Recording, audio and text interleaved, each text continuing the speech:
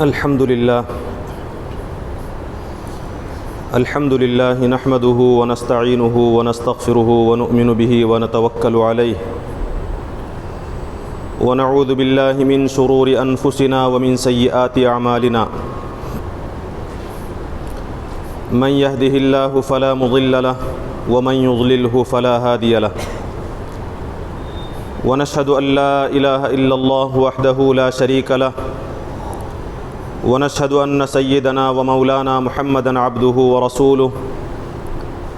أرسله بالحق بشيرا ونذيرا وداعيا إلى الله بإذنه وسراجا منيرا أما بعد فإن أصدق الحديث كتاب الله وخير الهدي هدي محمد صلى الله عليه وسلم وشر الأمور محدثاتها وكل محدثة بدعة وكل بدعة ضلالة وكل ضلالة في النار. أعوذ بالله من الشيطان الرجيم. بسم الله الرحمن الرحيم. كتب عليكم إذا حضر أحدكم الموت إن ترك خيرا الوصية للوالدين والأقربين بالمعروف حقا على المتقين. صدق الله العظيم. رب اشرح لي صدري ويسر لي أمري واحلل عقدة من لساني يفقهوا قولي. سبحانك لا علم لنا إلا ما علمتنا إنك أنت العليم الحكيم.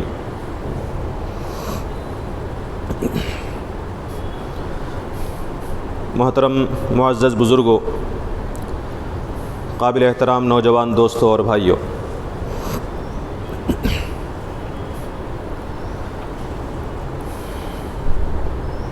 اللہ تبارک و تعالیٰ نے دنیا میں انسانوں کو بے شمار نعمتوں سے سرفراز فرمایا ہے، اور اس دنیا میں اللہ تعالیٰ کی رضا حاصل کرنے کی غرض سے اللہ تبارک و تعالیٰ نے انسانوں کے لیے اپنا راستہ بھی واضح طور سے بیان فرمایا۔ ہمارے پاس اس وقت قرآن مجید اور نبی کریم صلی اللہ علیہ وسلم کی سنت، آپ کی تعلیمات موجود ہیں، جو زندگی کے ہر مرحلے میں ہماری رہنمائی کرتی ہیں، اور ہمیں تاکید کی گئی ہے کہ ہر معاملے میں قرآن اور سنت کو اپنا رہنما بنائیں اور انہیں حکم تسلیم کریں۔ اللہ تبارک و تعالیٰ نے اولاد کی شکل میں جو ایک نعمت ہمیں عطا فرمائی ہے، قرآن و سنت میں ہم دیکھیں گے کہ ان اولاد کی دنیاوی اور اخروی کامیابی کے لیے بھی بہت سے واضح اور متعین تعلیمات بیان کی گئی ہیں۔ اولاد کو دینے کے بعد اللہ تبارک و تعالیٰ نے یہ فرمایا ہے کہ اولاد تمہارے لیے ایک آزمائش ہے۔ اولاد اللہ تعالیٰ کی عظیم نعمت بھی ہے، ذمہ داری بھی ہے اور آزمائش بھی ہے، اور ہمیں حکم دیا گیا ہے کہ ہم ان کی بہترین تعلیم کا اور تربیت کا نظم کریں۔ نبی کریم صلی اللہ علیہ وسلم نے ایک حدیث میں یہ بیان فرمایا ہے کہ تم میں سے ہر شخص نگران ہے، ہر شخص ذمہ دار ہے۔ کلکم راع اور وکلکم مسئول عن رعیتی، تم میں سے ہر شخص اپنے ماتحتوں کے سلسلے میں، اپنی اولاد اور اپنی ازواج کے سلسلے میں مسئول ہے، یعنی اللہ کے پاس جواب دہ ہے۔ یعنی اولاد اور اہل و عیال کے سلسلے میں جو ذمہ داریاں عائد کی گئی ہیں، ان ذمہ داریوں کے سلسلے میں آخرت میں تمہاری بازپرس ہوگی، یہ تاکید اللہ اور اللہ کے نبی صلی اللہ علیہ وسلم نے کی ہے۔ ہم اپنی اولاد کے سلسلے میں دیکھیں کہ ہم اولاد کی کامیابی کے لیے بہت حد تک کوششیں کرتے ہیں۔ خصوصیت کے ساتھ ہمیں اپنے اولاد کے سلسلے میں اس بات کی فکر ہوتی ہے کہ جب ہم اس دنیا سے چلے جائیں گے تو ہماری اولاد کا پرسان حال کون ہوگا، ہماری اولاد کا کیا ہوگا۔ اس سلسلے میں ہم کوشش کرتے ہیں، ہماری کوشش یہ ہوتی ہے کہ ہماری اولاد اپنے پیروں پر کھڑی ہو سکے، دوسروں کی محتاج نہ بنے،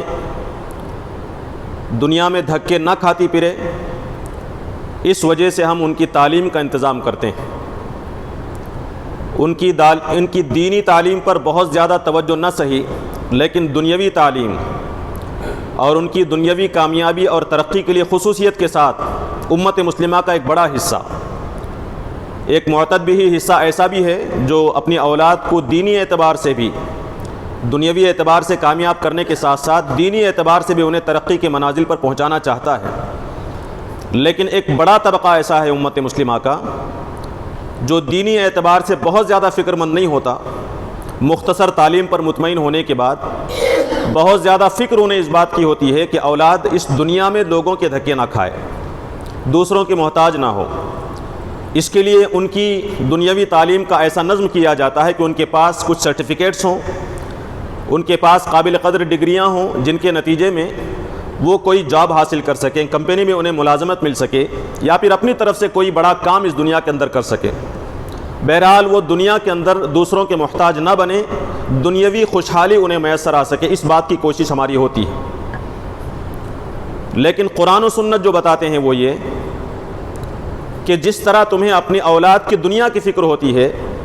اسی طرح اپنی اولاد کی اخروی فکر بھی تمہیں ہونی چاہیے، ان کی دینی تعلیم و تربیت کی فکر بھی تمہیں ہونی چاہیے۔ اس کی طرف اس میں اشارہ کیا گیا ہے کہ کلکم راعٍ،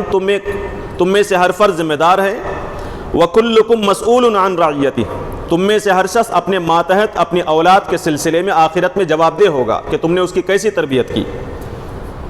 تم نے اپنی اولاد کو اللہ کی رضا کے راستے پر لگایا یا نہیں، اس سلسلے میں تمہاری کتنی فکر مندی تھی، تم کتنے سنجیدہ تھے،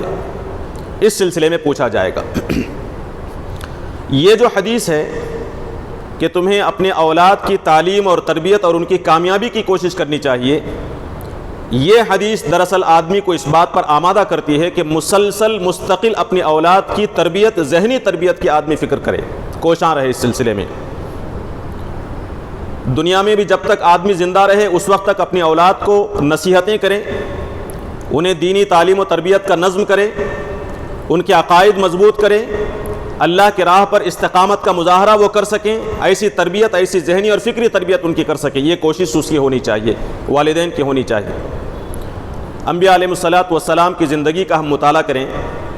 تو معلوم ہوگا کہ انبیاء علیہ الصلاۃ والسلام جب اللہ تبارک و تعالیٰ سے اولاد کی دعا کرتے تو خاص طور سے یہ دعا فرماتے کہ ہمیں نیک صالح اولاد نصیب فرما، جو تیری فرما بردار ہو، جو متقی ہو، جو عقیدہ توحید پر قائم رہ سکے، ایسی اولاد ہمیں نصیب فرما۔ اور پھر مزید یہ دعائیں کی جاتی ہیں کہ ہمیں توفیق دے کہ ہم اپنی اولاد کی صحیح تعلیم و تربیت کا نظم کر سکیں، تیرے فرما بردار بندے بن سکیں، ہم انہیں بنا سکیں۔ یہ دعائیں انبیاء علیہ الصلاۃ والسلام کی تھیں۔ تو گویا کہ ایک مومن کی ذمہ داری ہے کہ اپنی اولاد کو دین پر قائم رکھنے کے لیے اپنی زندگی کے آخری سانس تک کوشش کرے، اور اس کے ساتھ مزید یہ ذمہ داری ہے کہ جب اس کا آخری وقت آئے، کب آئے گا آخری وقت اس کا کوئی یقینی علم کسی کو نہیں ہے، آج ہی آ سکتا ہے، اسی وقت آ سکتا ہے،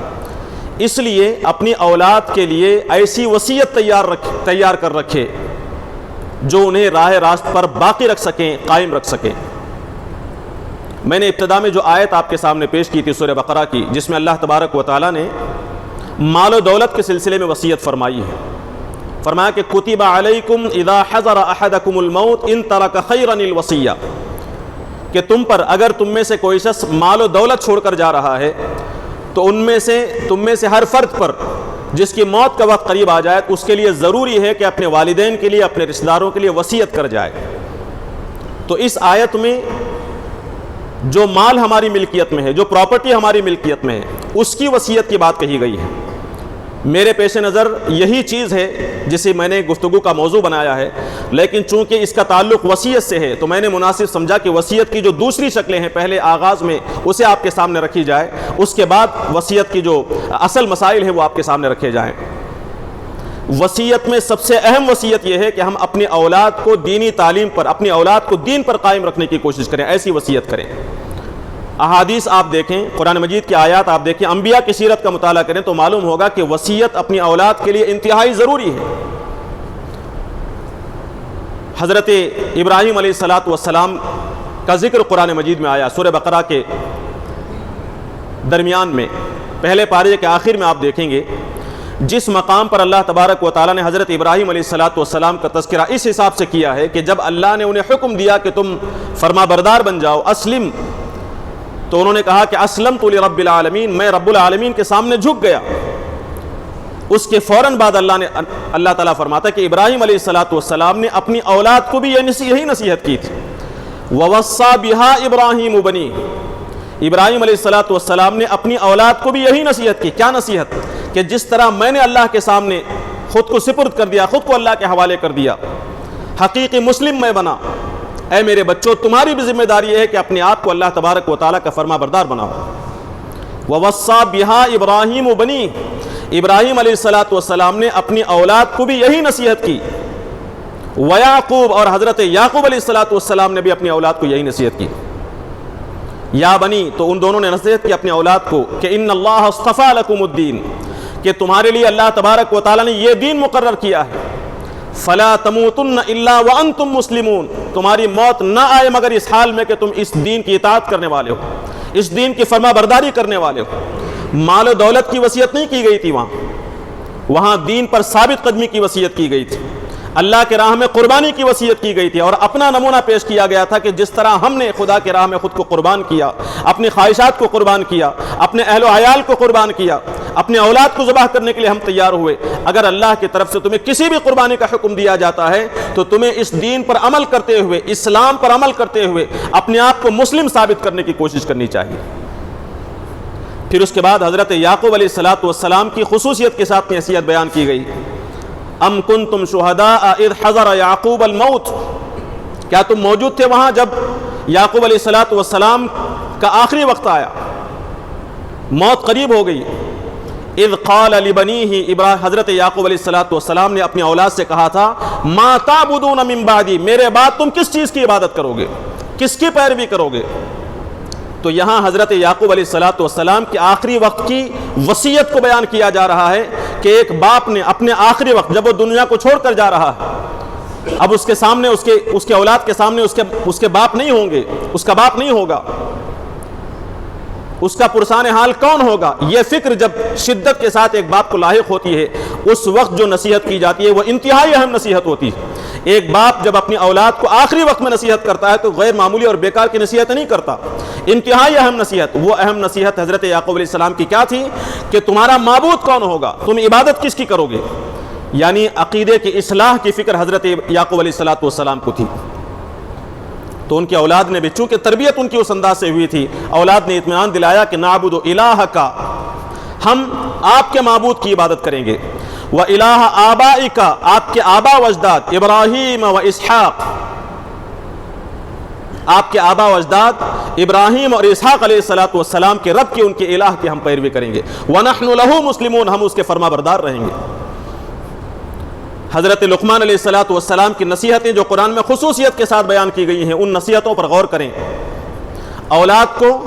باقاعدہ اہتمام کے ساتھ جو نصیحت حضرت لقمان علیہ السلام کر رہے ہیں وہ یہ کہتے ہیں کہ تم شرک نہ کرو، اللہ کی وحدانیت پر قائم رہو، والدین کی فرما برداری کرو، ان کے حقوق ادا کرو، آخرت کو یاد رکھو، زمین پر اکڑ کر نہ چلو، نماز قائم کرو، معروف کو پھیلانے کی کوشش کرو، منکرات کے خاتمے کی کوشش کرو۔ یہ نصیحتیں حضرت لقمان علیہ السلام کی۔ تو انبیاء علیہ السلام کی نصیحتیں زندگی بھر اور زندگی کے آخر میں جو وصیتیں انبیاء علیہ السلام کی ہوتی تھیں وہ عموماً مال و دولت کے سلسلے میں نہیں، مال و دولت میں جو خدا کے احکامات ہیں اس اعتبار سے وصیت تو ہوتی ہی تھی، لیکن اس سے بڑھ کر جو وصیت ہوتی تھی وہ یہ کہ بچوں کا عقیدہ صحیح ہو،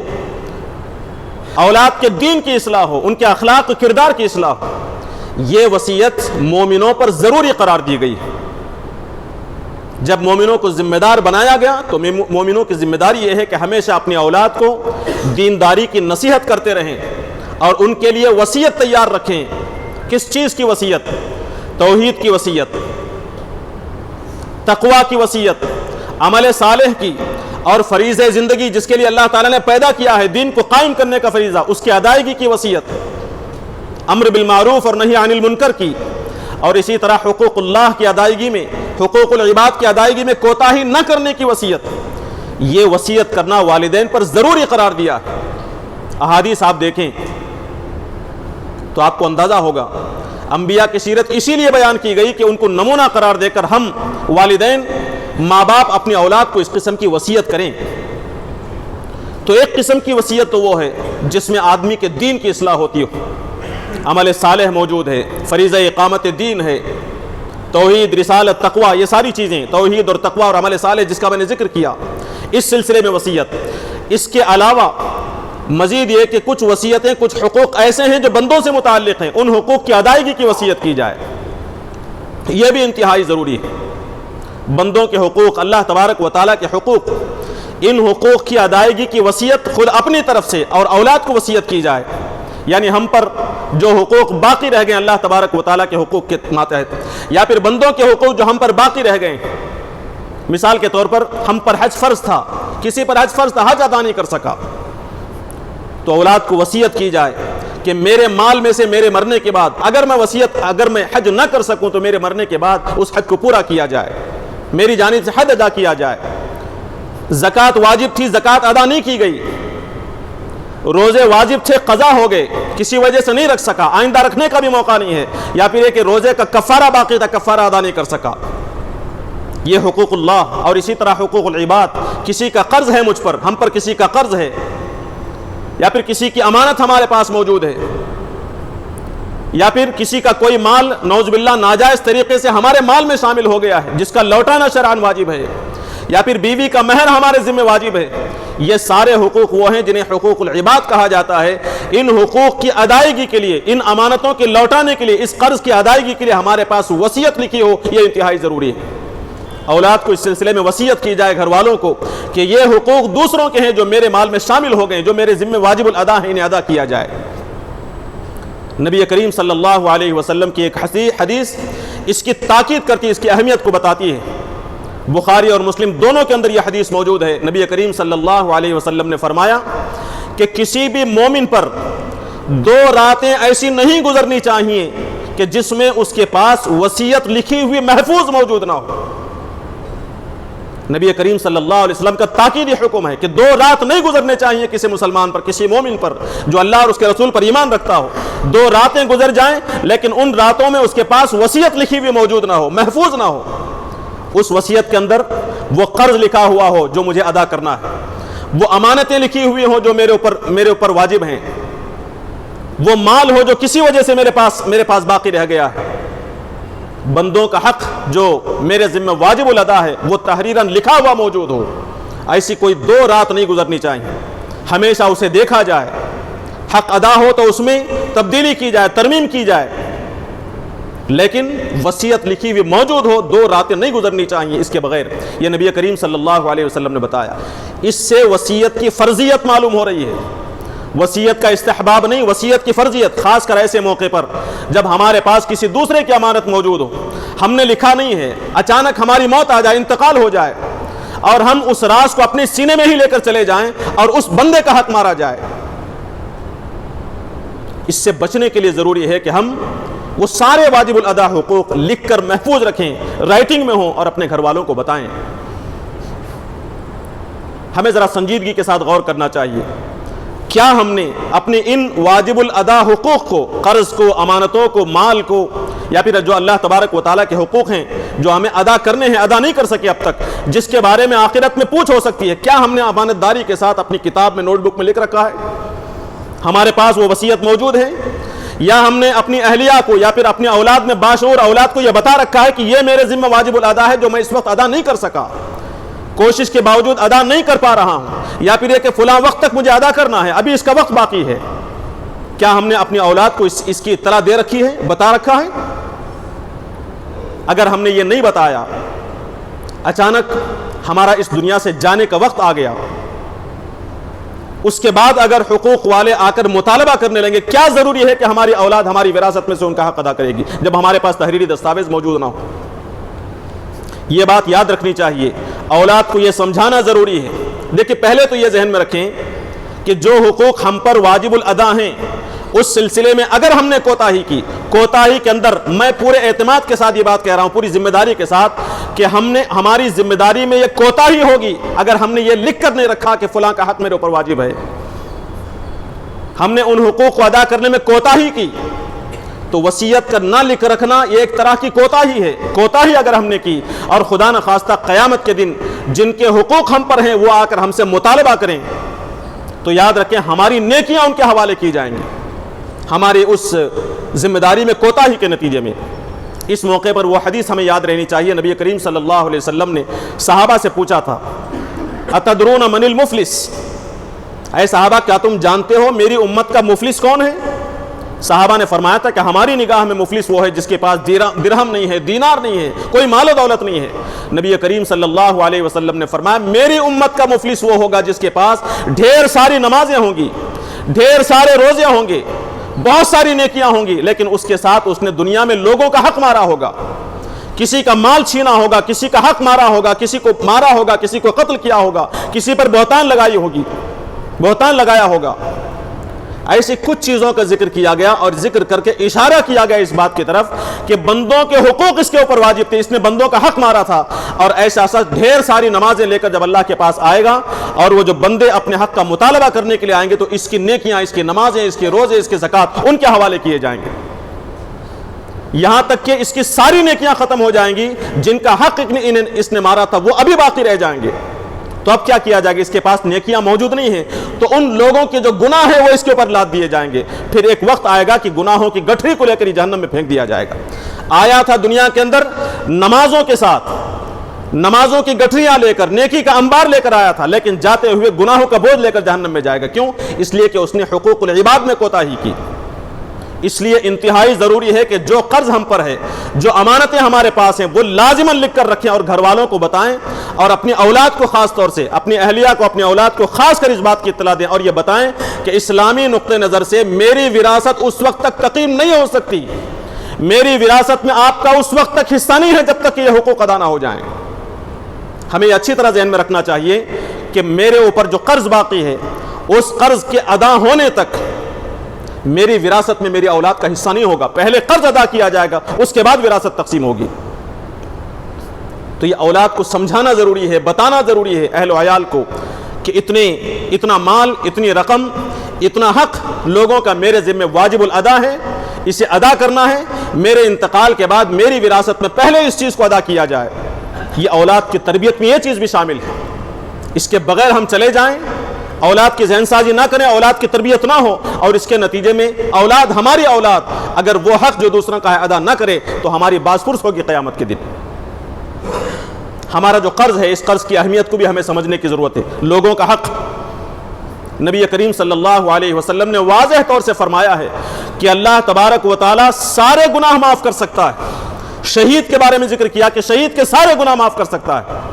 لیکن اگر اس کے اوپر قرض ہو تو وہ قرض معاف نہیں کیا جائے گا، اس لیے کہ وہ حق العباد ہے، بندوں کا حق ہے. نبی کریم صلی اللہ علیہ وسلم نے فرمایا، نبی کریم صلی اللہ علیہ وسلم کو جب معلوم ہوتا کہ ایک شخص ہے جس کے اوپر قرض ہے، اس نے قرض ادا نہیں کیا، ادا کرنے کی استطاعت تھی یا ٹال مٹول کرتا رہا، تو ایسی صورت میں اللہ کے نبی صلی اللہ علیہ وسلم اس کی نماز جنازہ ادا نہیں فرماتے تھے. نماز جنازہ آپ نہیں پڑھتے تھے اور ساتھیوں سے کہہ دیتے کہ تم نماز جنازہ پڑھ لو. آپ اندازہ کریں قرض جو ہم پر باقی ہے، واجب الادا ہے، اس کی ادائیگی میں ٹال مٹول کرنا، استطاعت کے باوجود ادا نہ کرنا کتنا بڑا گناہ ہے کہ اگر ہم شہید بھی ہو جائیں تو ہمارا وہ قرض جنت کی راہ میں رکاوٹ بنا رہے گا. تو اس لیے کہا گیا کہ جو قرض ہے، جو مال ہے، جو حقوق ہیں ہم پر واجب الادا، اسے ہم لکھ کر رکھیں. کوئی 2 دن ایسے نہیں گزرنے چاہیے جس میں ہمارے پاس وہ وصیت لکھی ہوئی موجود نہ ہو. اس سے وصیت کی اہمیت کا اندازہ ہم کر سکتے ہیں. ایک اور بات ذہن میں رکھیں، ہمارے اوپر اتنا قرض ہے یا پھر یہ کہ اتنا مال ہمارے پاس واجب الادا ہے میرے اوپر، لیکن جو وراثت میں چھوڑ کر جا رہا ہوں اس وراثت میں سے اگر اس مال کو ادا کیا جائے تو ساری وراثت ختم ہو جائے گی، تب بھی پہلے اس قرض کو ادا کیا جائے گا، وراثت تقسیم نہیں کی جائے گی. اس لیے کہ وہ جو بچا ہوا مال ہے وہ اصل میں اس وقت میرا ہے ہی نہیں. میرے مال میں سے جتنا مال دوسروں کا ہے پہلے وہ ادا کیا جائے گا، اس کے بعد وراثت، اگر مال بچے تو وراثت تقسیم کی جائے گی. بالفرض 10 لاکھ روپے کا قرض ہے اور میری وراثت، میری پراپرٹی، جو کل پراپرٹی میرے مرنے کے بعد باقی رہے گی وہ 5 لاکھ کی ہے، تو پورا کا پورا 5 لاکھ ان 10 لاکھ قرض داروں کے اندر تقسیم کر دیا جائے گا، ان کے اوسط کے حساب سے، ان کے پرسنٹیج کے حساب سے کہ کس کا قرض کتنے % کا ہے، اسی حساب سے میری وراثت میں اتنے % کا قرضہ اسے ادا کیا جائے گا. تو معلوم یہ ہوا کہ وراثت کی تقسیم قرض کے بعد ہوگی، قرض سے پہلے نہیں، اس لیے کہ وہ دوسروں کا مال ہے۔ تو یہ بنیادی چیز ہے جسے سمجھنے کی ضرورت ہے۔ اب آئیے اس مال کی طرف جس کا میں نے اس آیت میں ذکر کیا سورۃ البقرہ کے اندر، جس میں اللہ تبارک و تعالی نے فرمایا کتب علیکم اذا حضر احدکم الموت ان ترک خیرا، کہ تم میں سے کسی فرد پر اگر وہ مال چھوڑ کر جا رہا ہو، پراپرٹی ہو، ظاہر سی بات ہے کہ کچھ نہ کچھ پراپرٹی اور وراثت ہوتی ہے، فرمایا کہ تم میں سے کسی شخص کی موت کا وقت آ جائے اور اس کے پاس مال موجود ہو تو اس پر فرض ہے کہ اپنے والدین کے لیے اور اپنے رشتہ داروں کے لیے، قریبی رشتہ داروں کے لیے وصیت کر جائے۔ یہ وصیت کے سلسلے میں اور مال کی تقسیم کے سلسلے میں قرآن مجید کا پہلا حکم تھا، لیکن جب اللہ تبارک و تعالیٰ نے وراثت کا قانون نازل فرمایا، وراثت کی تفصیلی قوانین آ گئے کہ ماں کو کتنا ملے گا، باپ کو کتنا ملے گا، بیوی کو کتنا، اولاد کی صورت میں شوہر کو کتنا، اولاد نہ ہونے کی صورت میں شوہر اور بیوی کو کتنا ملے گا، بیٹی ایک ہو تو کتنا ملے گا، بیٹی ایک سے زائد ہو تو کتنا ملے گا، بیٹا اور بیٹی ہو تو کتنا ملے گا، اخیافی بھائی کو ملے گا یا نہیں ملے گا، یہ ساری جو تفصیلات اللہ تبارک و تعالیٰ نے سورہ نساء کے ابتدائی آیات کے اندر بیان فرمائی۔ وراثت کے قانون کے نازل ہونے کے بعد اب اس حکم کے اندر تبدیلی آ گئی، وصیت کے حکم کے اندر۔ پہلے اپنے مال میں قانون وراثت سے پہلے حکم یہ تھا کہ ہم اپنے اس مال کو وصیت کر جائیں کہ ماں کے لیے کتنا، باپ کے لیے کتنا، بیٹوں کے لیے کتنا، بیوی کے لیے کتنا، یہ وصیت کرنا ہر صاحب مال پر فرض تھا۔ لیکن جب وراثت کے قانون نازل ہو گئے، وراثت کے قانون کے نازل ہونے کے بعد اب اس فرضیت کا حکم ختم ہو گیا دو تبدیلی کے ساتھ۔ ایک تبدیلی تو یہ ہے کہ جن وارثوں کو ہماری وراثت میں حق لازماً ملنے والا ہے، ایسے وارثوں کے حق میں وصیت نہیں کی جائے گی۔ دوسرا قانون یہ بتایا گیا حدیث کے ذریعے سے کہ زیادہ سے زیادہ 1/3 تک وصیت کی جائے گی، 1/3 مال تک وصیت کی جائے گی، اس سے زیادہ وصیت نہیں کی جا سکتی۔ اس آیت سے کیا مسائل نکلتے ہیں، کیا تفصیلات ہیں، انشاءاللہ آئندہ آپ کے سامنے بیان کرنے کی کوشش کی جائے گی۔ اس موقع پر ایک بات میں آپ کے سامنے رکھوں، ایک وصیت تو وہ ہے جو دوسروں کے واجب الادا حقوق کے سلسلے میں ہے، یعنی مجھ پر کوئی قرض ہے، کوئی امانت ہے، کسی کا مال ہے، یا پھر ناجائز طریقے سے کوئی مال ہمارے پاس شامل ہوگا جسے لازماً لوٹانا ہے، تو اس کی جو وصیت ہے، اس وصیت کو لازماً پورا کیا جائے گا، چاہے ہمارا سارا مال ختم ہو جائے، لازماً پورا کیا جائے گا، اور یہ فرض ہے۔ لیکن اگر ہم پر قرض نہیں ہے،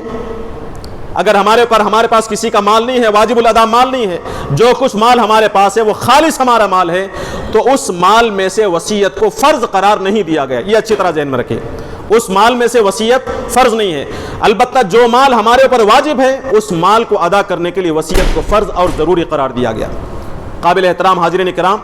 اب تک جو گفتگو آپ کے سامنے کی گئی اس گفتگو کو ذہن میں رکھیں، اولاد کے سلسلے میں، اپنے ماتحت لوگوں کے سلسلے میں، ان کی تربیت کے لیے، ان کے اخلاق اور کردار کی اصلاح کے لیے، ان کی دینداری کے لیے تاکید کرتے رہنا زندگی میں بھی، اور آخری وقت میں ان کے لیے وصیت کرنا یہ انتہائی ضروری ہے۔ ساتھ ہی ساتھ ہم پر اگر کسی کا مال واجب الادا ہو، قرض وغیرہ ہو، تو اسے لازماً لکھ کر رکھیں اور اپنے اہل و عیال کو اس کی اہمیت بتائیں اور یہ واضح کر دیں کہ یہ وہ مال ہے جسے لازماً کسی بھی صورت میں ادا کیا جائے گا، میں موجود رہوں گا تو میں ادا کروں گا، اگر میرا انتقال ہو جائے تو میری وراثت میں سے سب سے پہلے اس مال کو ادا کیا جائے، اس وقت تک آپ کو میری وراثت میں سے کوئی ایک چیز، ایک پائی لینے کا حق حاصل نہیں ہے۔ اس کی ذہن سازی ہو، اولاد کو بتایا جائے۔ یہ کچھ اہم ترین تعلیمات ہیں جو قرآن و سنت نے بیان کیے ہیں، ان تعلیمات پر عمل کے نتیجے میں یقیناً اہل اسلام کی، امت مسلمہ کی معاشی حالت بہتر ہوگی، آپسی تعلقات بہتر ہوں گے، اور وراثت کے جو اصل قوانین ہیں ان قوانین پر احسن انداز سے عمل کرنا آسان ہوگا۔ اللہ تعالیٰ سے دعا ہے کہ اللہ تبارک و تعالیٰ ان تعلیمات کو سمجھنے اور ان پر عمل کرنے کی توفیق نصیب فرمائے۔ بارک اللہ لنا ولکم فی القرآن العظیم ونفعنا وإياكم بالآيات والذكر الحكيم إنه تعالى جواد كريم ملك بر رؤوف رحيم۔